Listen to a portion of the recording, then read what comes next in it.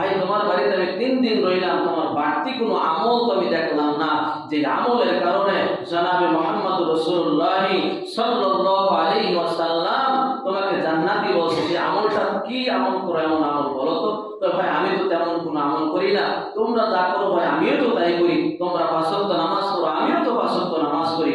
তোমরা রমজান মাসে রোজা রাখো, আমিও তো রোজা রাখি। তোমরা যে আমল করো সেম আমল তো আমিও করি।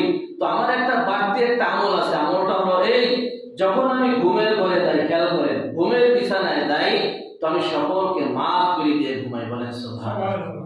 যে আল্লাহ আজকে আমার কারোর উপর কোনো রাগ গোসা কোনো কিছুই নাই, আল্লাহ ফ্রেশ একটা মন নিয়ে আমি ঘুমাইলাম।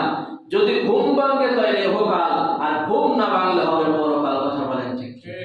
ঘুম ভাঙলে ইহকাল, ঘুম না ভাঙলে হবে পরকাল।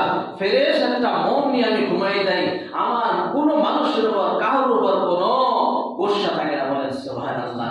এই সাহাবীর এই আমলের কারণে আল্লাহ রাসূল বলছে এই আমার সাহাবী জান্নাতি। বলেন সুবহানাল্লাহ।